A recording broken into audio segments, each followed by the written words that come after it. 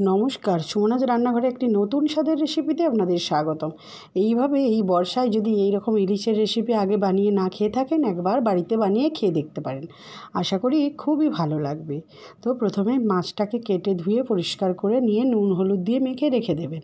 তারপর এইদিকে ওই মাছের রেসিপিতে দেওয়ার জন্য একটা বেগুনকে ছোটো ছোটো করে 4 ভাগ করে কেটে নেবেন। নিয়ে একটা আলু ছোটো করেও কেটে নিতে পারেন। তা আপনারা যদি শুধু বেগুন দিয়ে করতে চান সেটাও করতে পারেন, আবার শুধু আলু দিয়ে করলেও হবে।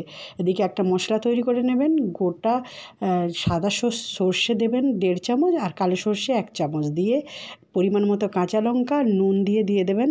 আর দেবেন 1 থেকে 1.5 চামচ পোস্ত দিয়ে সব কিছু একসঙ্গে খুব ভালো করে পেস্ট তৈরি করে নেবেন। নুনটা দিলে ওই যে সর্ষের তেতো ভাবটা আর থাকে না, কাঁচা লঙ্কা আর নুনটা। আপনারা যদি ঝালটা বেশি খেতে চান তাহলে ঝালের পরিমাণটা একটু বাড়িয়ে নিতে পারেন।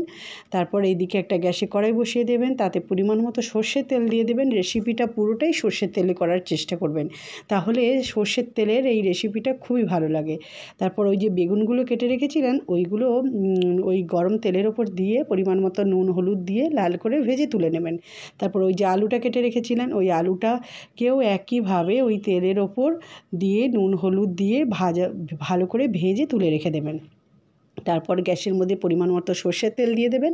সর্ষের তেল দিয়ে কালো জিরে ফোড়নে দিয়ে দেবেন। কালো জিরেটা যখন দেখবেন ভাজা ভাজা হয়ে গেছে, তার উপর দিয়ে ওই যে নুন হলুদ দিয়ে মেখে রেখেছিলেন মাছগুলো, ওই মাছটা দিয়ে হালকা করে দুপিট উল্টে ভেজে নেবেন। হালকা করে ভেজে নেবেন, লাল করে ভাজলে ইলিশ মাছের টেস্টটা নষ্ট হয়ে যায়। তারপর ওই যে বেটে রেখেছিলেন মশলাটা, ওই মশলাটা ওই মাছের ওপর দিয়ে দেবেন। দিয়ে তাতে অল্প পরিমাণ জল দিয়ে দেবেন।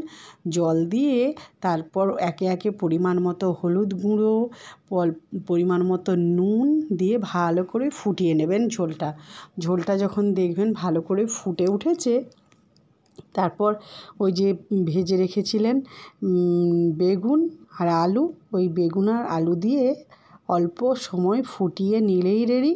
একদম দুর্দান্ত স্বাদের ইলিশের একটি দারুণ স্বাদের রেসিপি। এক পদেই পুরো বাড়ির সবার প্লেট খালি হয়ে যাবে। একবার এইভাবে ইলিশের রেসিপি বাড়িতে বানিয়ে খেয়ে দেখতে পারেন। আশা করি খুবই ভালো লাগবে। আর ভালো লেগে থাকলে লাইক, কমেন্ট, শেয়ার, সাবস্ক্রাইব করে পাশে থাকতে ভুলবেন না যেন। যখন দেখবেন একদম শেষে হয়ে গেছে, তখন একটা চেরা কাঁচা লঙ্কা দিয়ে দেবেন। কাঁচা লঙ্কা দিয়ে আর অল্প পরিমাণ কাঁচা সর্ষের তেল ওপর দিয়ে ছড়িয়ে দিলেই রেডি। একদম দারুণ স্বাদে ইলিশের একটি এই বর্ষায় দারুণ স্বাদের রেসিপি। একবার বাড়িতে এইভাবে বানিয়ে খাবেন।